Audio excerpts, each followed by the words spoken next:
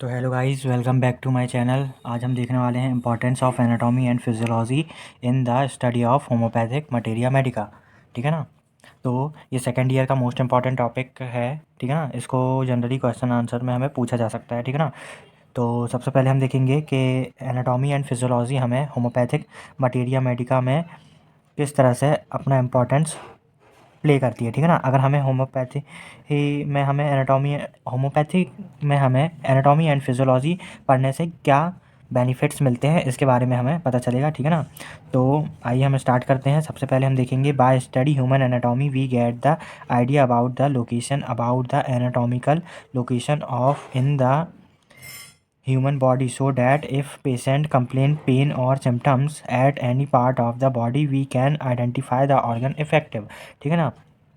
तो human being की हमें नॉर्मल एनाटॉमी मालूम होने से क्या क्या बेनिफिट मिलेगा मटेरिया मेडिका में। ठीक है ना। तो लाइक हमें किडनी में कुछ प्रॉब्लम है, पेन वगैरह है। ठीक है ना। तो हम उसको पैल्पेट कैसे करेंगे, किस एरिया में वह सिचुएटेड होती है, ये हमें मालूम होना चाहिए। अगर हमें लेफ़्ट किडनी में कुछ प्रॉब्लम है तो हम उसको लेफ़्ट साइड में देखेंगे, ये जनरल सी बात है। तो कहाँ से देखेंगे, हम फ्रंट साइड से देखेंगे या बैक साइड से? तो हम उसको बैक साइड से देखेंगे, क्योंकि किडनी जो है बैक एरिया से ज़्यादा नज़दीक मिलेगी हमको पल्पेट करने के लिए। ठीक है ना। तो we can easily palpate the kidney. ठीक है ना। तो एनाटॉमी से हमें डिफरेंट ऑर्गन्स की लोकेशन, ठीक है ना, और वेट वगैरह, साइज़ वगैरह के बारे में आसानी से हमें पता चलता है। ठीक है ना। इससे हमें होम्योपैथिक मटेरिया मेडिका में मेडिसिन सिलेक्शन में बहुत हेल्प मिलती है। लाइक कोई मेडिसिन जो है लेफ़्ट साइडेड रहती है, कुछ होती है लेफ़्ट राइट साइडेड। तो हमें पता चलता है जनरली कि एनाटॉमी में हम कि राइट साइड में अगर कोई डिसीज़ है तो हम ये वाली मेडिसिन दें, या लेफ़्ट साइड में कोई डिसीज़ है तो हम ये वाली मेडिसिन दे सकते हैं ऐसे। ठीक है ना। लाइक हमें लीवर में डिसीज़ है तो हमें क्या हाइपोकॉन्ड्रियक रीजन में देखना पड़ेगा, राइट हाइपोकॉन्ड्रियक रीजन में। ठीक है ना। ऐसे ही हमें पैनक्रियाज वगैरह या कुछ भी अपेंडिक्स पेन वगैरह, ये सब हमें एग्जामिन करना है तो हमें लोकेशन के बारे में मालूम होना चाहिए कि कौन सा ऑर्गन किस जगह सिचुएटेड होता है। ठीक है ना। तो एनाटॉमी का नॉलेज हमें इस प्रकार से हेल्प करता है। ठीक है ना। तो by study human anatomy we get the idea about the location. ठीक है ना। हमें किसी भी ऑर्गन्स के बारे में, लोकेशन के बारे में पता चलता है ह्यूमन एनाटॉमी की, about the anatomical location of the human being, so that if patient complain pain and symptoms at any part of the body. ठीक है ना। मैंने अभी बताया था कि किडनी साइड में अपेंडिक्स पेन है तो हमें, और अदर सिम्टम है तो हमें उसकी लोकेशन के बारे में पता चलता है एनाटॉमी पढ़ने से। ठीक है ना। तो body we can identify the organ effectively. ठीक है ना। जनरल सी बात है, एनाटॉमी हमें पढ़ने से किसी भी ऑर्गन्स के लोकेशन वगैरह के बारे में हमें पता चलता है। ठीक है ना। अब हम देखते हैं homeopathic medicine produce large number of changes in mind. ठीक है ना। होम्योपैथिक मेडिसिन क्या करती है, प्रोड्यूस करती है large number of changes in the mind. ठीक है ना। nerves and cellular level. So the detailed anatomy study of human body included microscopic and macroscopic, among with study of brain, its center and nerves is very important for successful cure to case taking। ठीक है ना। Ethic medicine क्या होती है, large numbers produce करती है symptoms के mind में, नर्व्स में एंड सेलुलर लेवल पर।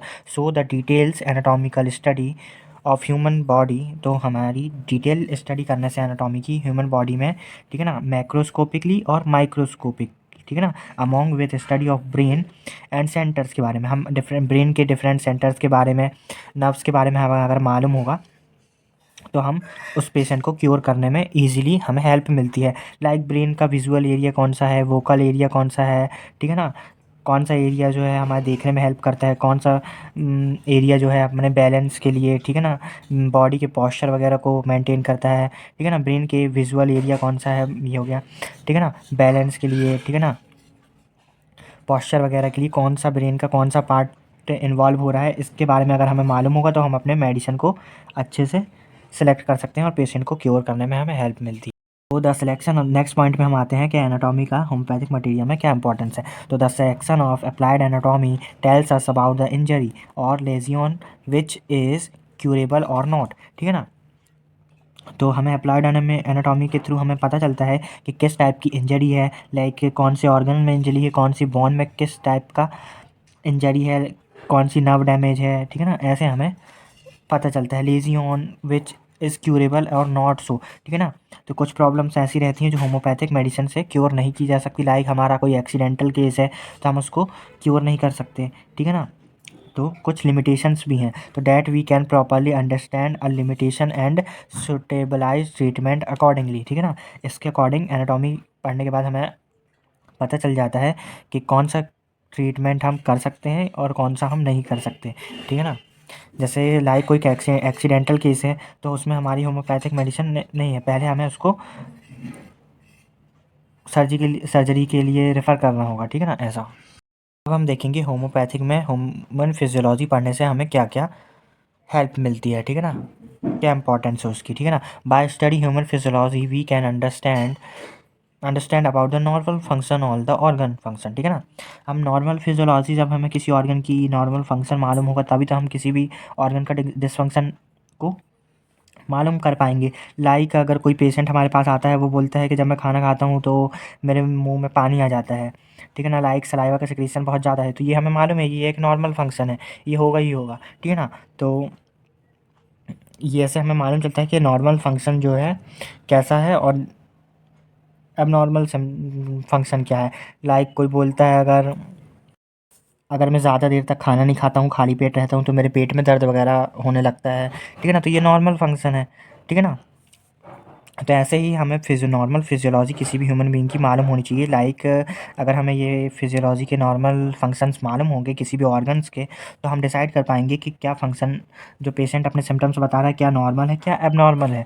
लाइक कोई बोलता है कि मुझे 8 घंटे सोने के बाद भी बहुत ही मतलब लेजीनेस वगैरह होता है, तो ये कैसा फंक्शन है, ये एबनॉर्मल फंक्शन है, ठीक है ना। कि मतलब ज़्यादा सोने के बाद भी कोई पेशेंट अगर एबनॉर्मल फ़ील कर रहा है, ठीक है ना, तो हमें पता चलता है कि एबनॉर्मल फंक्शन है। और बॉडी का harmonious action of the vital organ, क्या अपने हार्मोनियस मतलब एक्शन है ऑर्गन के, ठीक है ना, मेंटेनेंस ऑफ हेल्थ, ठीक है ना, and any deviation from normal function is taken as the perception of deranged vital force that is disease, and this must be taken into consideration of totality for establishment of homeopathic cure।